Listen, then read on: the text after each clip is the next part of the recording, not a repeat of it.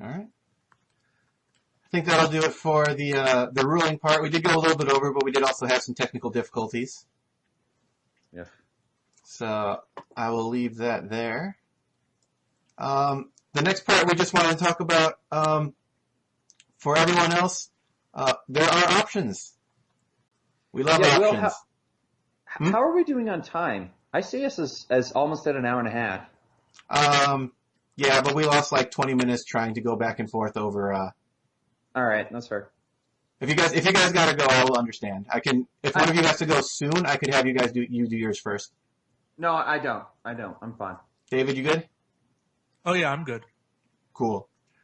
So in the next part, I mean, this is technically part 2. We were going to do 2 parts on just custom formats that we've been trying out with things that a lot of people think that there needs to be changes with the game, and we think that even just the simpler format changes could be enough. So to start off with, who did I want to start off with? Tucker, was it you? I think it was me, yeah. Yeah, I think you had the simplest one. So I'm going to turn it over to Tucker for a minute while he talks to us about the 150-point plus format. Okay, so Will is making me talk about the 150-point plus format, but I firmly believe that it should be played at least 200 points. Will, this is a running disagreement we've had. Both sides have valid points, whatever. Here's the way it works. 200 points. Cross-faction. Go nuts. Ignore the rulings about optional triggers. That's it. I mean, basically, even triple attack cancellation, Wayun Varel is not a problem in this at 200 points. You can cancel 3 attacks. That's great. I have 5 diamonds. What are you going to do? It's a lot easier to make opponents hit and lose actions. It's a lot easier for me to just overwhelm you with fighters. I mean, I have 5. You cancel 3 attacks. That's great. I have 5 diamonds. Or I have what is it? I think it's 13 D7s. With 200 points? What are you going to do? Yeah, I think so. I haven't quite done the math there. What are you going to do? This makes the game, I mean, I would also, roll back. I would roll back most of the rules team's major rulings on things like scan tokens, use it per upgrade, not per, just run the game intuitively, like we have for the past year. It works fine at 200 points. Downsides, there are 2. First of all, it's a lot less accessible for new players. Not because they have to understand more things, but because it is really hard. There are new players out there who struggle to control the actions of a 100-point fleet, let alone twice that. But number 2 downside, it takes longer. More matches go to time. I see this as an advantage because it is impossible to make a dreadnought that's more than 100 points. Which means that fleet points become more important. Which means that destroying your opponent's ships becomes more important. It's a lot harder to table somebody. But I have heard the pushback of the community, and there are a lot of people out there who do not like the idea of more matches going to time. The one other thing I will say, by the way, on the topic of dreadnoughts, because you can't make a dreadnought that's more than about 90, 100 points, dreadnought builds get much weaker because you got a dreadnought, okay, but that's only half your points and all your good cards are on one ship. What are you going to do about the other half of that, bro? I can just attack the other half of your fleet. Anyway. With that said, I really like this format because it is the most laissez-faire. All cards are legal. All cross-factioning, whatever is legal. It's just more points. That's it. It's simple. It's easy. There aren't a lot of complicated rules to think through. Just throw your fleets down. And a lot of the broken stuff just doesn't matter anymore. Board, the 360 arcs matter a lot less because it is harder for them to... The movement matters less because it's harder for them to stay out of arc. And the arc matters less because, frankly, even with 200 points, something's going to be in arc even if you have 90 degrees only. So in general, I really think that this is just the best possible way to play the game. That's really all there is to say about it. It's a simple format, and there's just not a lot of, there's just not a lot of complexity to it, which to me is great. It's basically the simplest thing you can get. You just up the points and that's it. And which is pretty cool. I had a couple ideas about it. I feel 200 might be a little too much. I was thinking maybe 200 is great, especially for the reasons that Tucker mentioned. But you can mitigate a little bit of the takes longer to wipe someone out and things like that by just dropping it down to 150 or maybe a 150 plus blind. You still get most of the good parts in my opinion. The risk you take there, and I will say this, the risk you take there is that at 150, triple attack cancellation and dreadnoughts are still kind of problems. Mm-hmm. At 150, you are still stuck with probably 6 moderate ships at best. You're right. Or, as is much more likely, for example, 3 spheres, which just rolls to triple attack cancellation. Mm-hmm. That's why I like 200. It is not a randomly chosen number. I didn't just double the number of points. It is carefully tuned to be not too much to handle, but also enough that a lot of the problematic stuff from the past really isn't a problem anymore. Mm-hmm. Even something like cost dispersion field, if you wanted to ignore that errata too, I mean, it's only going to be on 1 ship, and at most, that's 100 out of your 200 points. Mm-hmm. Yeah, my only concern would be that with the other concern was that harder to get the new players to run ships of that size. The complexity in the game it takes off more either geometrically or exponentially as you get more ships involved. So the difference between 100 and 150 is a lot less of a jump in skill than it is from 150 to 200. Yeah, but I mean, the reason I ended up, I worry a lot about that, especially having somebody who's close to me that is a new player. Mm-hmm. You know, or also like I tried to teach my mom how to play and she could barely handle running a naked Constitution class. But the fact of the matter is this. Casual games, do whatever you want. Ban whatever problem cards you want. I fully endorse in casual, fun environments doing what makes the game fun for you. When I talk on this podcast, I am talking merely about competition. And the fact of the matter is, if we're talking about serious competitive matches, then I am okay sacrificing the brand new player's enjoyment for the sake of the competitive environment alone. Mm-hmm. Competitive environment they can work their way up to. Exactly. Right, and even if you're in an organized play environment, the first time you play in an OP, if you're playing against people that have played the game, which, face it, if you're a new player going into an OP right now, you're going to be playing people that know what they're doing. You're not going to win the first one you go into play. That's just what you have to understand coming in. And so you have to understand, you're going in there looking for fun, trying to get better at the game, and you're working your way up there. And maybe you have a solid 100-point build, but if you're playing at 200, half of your build's really good, and you're going to get better. And then maybe the next time you go out, 150 of your 200's really good. And then maybe that third time out, all 200 of your points are solid. So, I mean, you can get good at this game quickly. Yeah. Mm-hmm. Oh yeah, I agree. I think it's a great format. I still think 200 is a great format too. I had a lot of fun with it.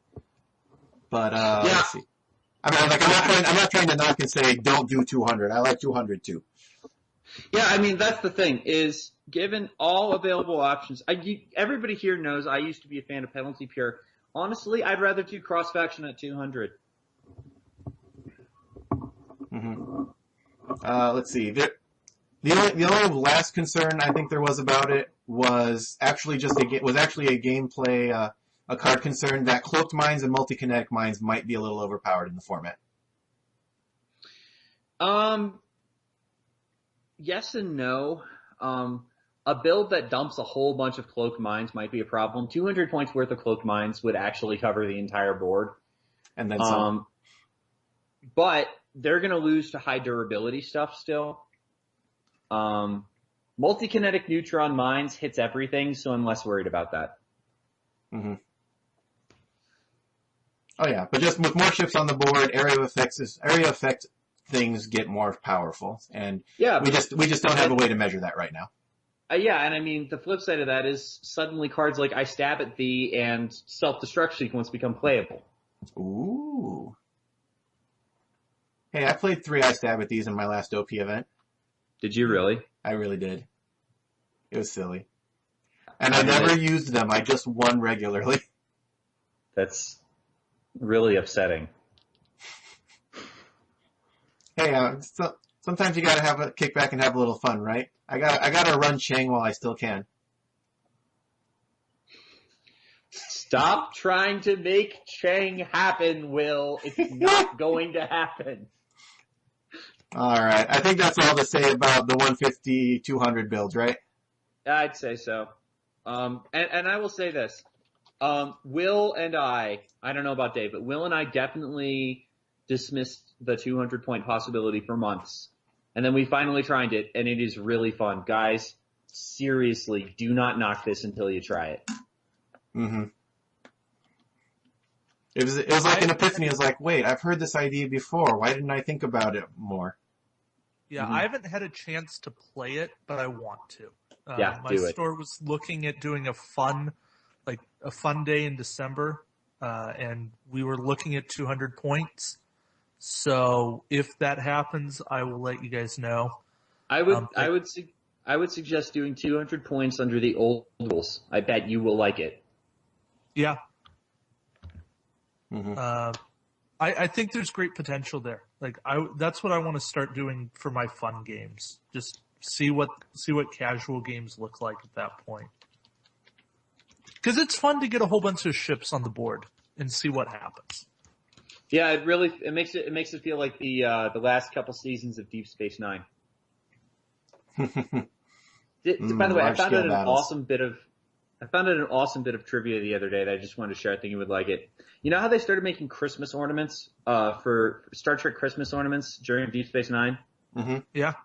The reason why they did that is because the props people at Star Trek came to Paramount and said, could you license this because we want big battle scenes and we need inexpensive ship models to blow up. Nice. Wow. Yeah, it was interesting for things besides attack wing previews. Don't tell them I said that, though. All right. Cool. So, moving on from the last format, we're going to go on to, I don't want to say it's my format, but it's pretty much my format. It's a Delta format. It's your format, bro. It's my format. This was something that came about because we were doing some surveys with the crew that I run with because there were going to be some changes in venue and things like that. And I was like, well, this is a good time to change things if we want to try changing things. The vote came down to we're going to rather than try to, bog down through democracy and vote on what we want to change, because there were definitely things people thought were overpowered, was let one guy try to figure it out. And it kind of defaulted to me because I kind of know the game the best. And beyond that, the only other restriction was don't ban anything. Because they had a choice between would they rather see cards altered or would they rather see cards banned, and they said they would want to rather try it with having just cards altered. And not banning things is a little bit trickier in the kind of format Will's about to propose than you might think. Mm-hmm. So, in order to work with those possibilities, I wanted to go with the philosophy of change as few things as possible, because I know there's still potentially people that could come in off the street and be like, hey, I want to get in this game. How do I get in and have fun? So it ended up being, I think I changed maybe a grand total of 8 cards. It's still the same basic format. It's 90 points plus a blind for your basic competitive events. However, it takes off some of the the biggest offenders of what may or may not be overpowered and tries to mitigate them a little bit. Tucker, you're staticking. Sorry. Sorry. It's okay. So the things basically that went on the list were all of the big board ships. The cube, the sphere, and the I want to say diamond, but Darren? Yeah, that thing. Basically the big board ships. Cloaked mines, which was a problem long ago that my venues haven't dealt with recently, but if we were bringing back things, now would be the time to bring them back. And a couple other things that were just stronger than they had a right to be, including starter Jean-Luc Picard, which thanks to the wonderful record keeping of our previous TO, thank you Eric, you were the best. You might remember him back from episode like 5.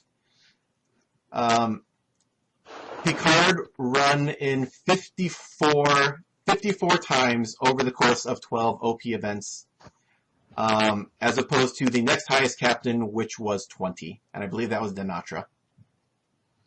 Ducat coming in a close third, and he was released a long time after. So Picard gets nerfed. He now only gives you. Oh, I'll go ahead and do the rest of them for 2. Cost dispersion field. That could still be a problem in this format, so those were altered similar to what the rules team just recently did. And barrel and conditional surrender changed just slightly so that they would still have a similar effect to what they started with, but be able to be used in a different way. And the changes are all detailed on Board Game Geek. I'll go over just the quick version now. All board ships are basically increased by 15 or 20 points. 15 points for the sphere and the diamond, 20 points for the cube because it came with the extra ability of not losing actions when bumping. Flagships, I forgot, which were the largest used resource by a long shot, were increased by 5 or 10 points based on if they give an extra attack or if they were independent, since they were just so darn versatile. Picard now is limited to only the actions on his ship's action bar as a free action, so he is no longer the first go-to guy for Borg or Cloakers, which should give more room for Spock and Ducat at least to shine if you are a big action person. Cloaked mines do fixed damage. This was the hardest one to figure out because they were just so strong, and how do you do anything with them without making them thoroughly confusing? So they now do 1 critical damage or 1 normal damage if you take a scan. What have I done? Cost and dispersion field. Now if something is affecting your ship, they take the effect instead. So if you're stealing something, you can steal them. If you're disabling something, you can disable them. However, they do not work forever, and they do not protect each other. They're, again, optional, kind of like what the rules team did. And what was the last one? I missed one, didn't I? No, that might have been it. Transwarp signal, which we didn't have a timing for, now has a timing, so I don't even have to worry about that. So all of these are available on Board Game Geek. Sorry, I couldn't type them up as we were talking, but it's basically altering things just a little bit so that they fit better in the new environment. I can guarantee you that a flagship cube with Ducat, which is about all you can fit in 90 points, is still a strong ship against your general 90-point bring-a-build. And yeah, so I mean, just for pros, it tries to address the imbalances while still keeping the same point format, but removes the biggest problems without changing too much. Cons, of course, are it's a lot harder for a person to figure out an alteration list, or basically an errata list that only applies at our venues, than to outright just ban things that they can't use. And there was something else, but I can't think of what at the moment. I will toss it over to David and Tucker for if they had some questions, and that would probably help me fill it out. I guess what I've got to ask, as Mr. 200 points today, mm-hmm. is why is the 90-30 or 120 or whatever point format worth keeping so much that you have to make all of these other changes? The 120-point format is really just what we've been sticking with for a while. It's what people understand and know right now.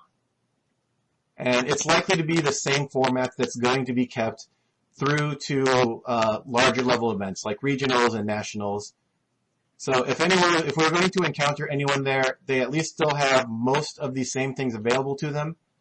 They'll just have more available to them in those cases rather than less. And I will say that as my answer, even though I just pulled that out of my hat. David, any comments? Well, I'm wondering if there's anything else you found to be worrisome, like fleet captains. Yeah, I did have a small watch list. Right. So far, none of them have come true except possibly fleet captain. But with the point lists and the changes to some of the cards, really the biggest trick they could do was the super ignore a lot of attacks with Varel. And Varel was nerfed so that she only works with 3 hull ships or less. This was a change that was just so that I didn't want to make any of the changes really faction specific. So this gave her still a semblance of her ability, but still doesn't make her like Romulan only. And conditional surrender, you have to discard conditional surrender too, because I surrender. Wait, I lied. Oh wait, I surrender again. That was just silly. What if you have multiple conditional surrenders on the same ship? They're unique. Aren't they unique? Thought they were unique. Maybe not. Oh no, they're not unique, are they? No, they're not. No. Well, you discard a conditional surrender, and you still have another conditional surrender you can discard. You spent points for that very convincingness. I will let you have the points for it. That's fair. Let's see if I can find where this was. Has it gone that far down the Board Game Geek list already? Yeah, Will, I've got the link. I threw it in our Skype chat. Oh, good. So. Wait, I thought you couldn't look at our Skype chat. That was one of the things I tried to alter as we were talking before the show, and I managed to make it work a little bit. Really? So we will not have that problem again. It was just something that did not need a solution immediately, and then it needed a solution, so I did it. So I have the link here. You can see it if you're watching on YouTube. If you're listening on the podcast, it is thread 1240152. I don't know if that helps you, but it will be in the descriptions that I post for both of these, so you can find it easily. If you want, Google attack wing play format type Delta. That should bring you to the Board Game Geek forum thread. Mm-hmm. Yeah. Have I missed anything in the chat while I was talking, David? No, not really. They were just talking about some of the different suggestions, point penalties for Borg, Varel, Mm-hmm. Varel only working on a whole value of 3 or less type things. So. I wonder if I could have a show that showed your link. Oh well. Yeah. There's a setting that would let me show your link, but I don't know how that works That's right now. I haven't worked with Twitch chat quite long enough. But yeah. All right, that is Delta format there. Any other final words before we move on to the next one? It's a little complicated. It is. For all the simplicity I tried to get through, I still changed like 10 cards total or something, and trying to explain it to somebody isn't the easiest thing, but I still like it. And the one problem I'd have is that it's a little hard working with a builder. It's not like you can customize a builder to work for attack format Delta.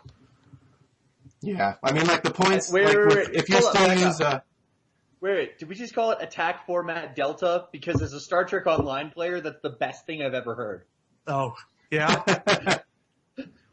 I like it. On the bright side, if you use the wonderful builder from, it's not run by Rob anymore. I forget who it's run by now. But good old Space Dock. There is a point for miscellaneous points, extra points at the bottom. So that's easy enough to work with. So that can help you out with the board and flagship part, but the other things you just have to remember. Right. Yeah. It's cool. I like it. All right. Last but not least, I want to just bring up the super popular format that everyone probably already knows about, and we're gonna call David our resident expert on.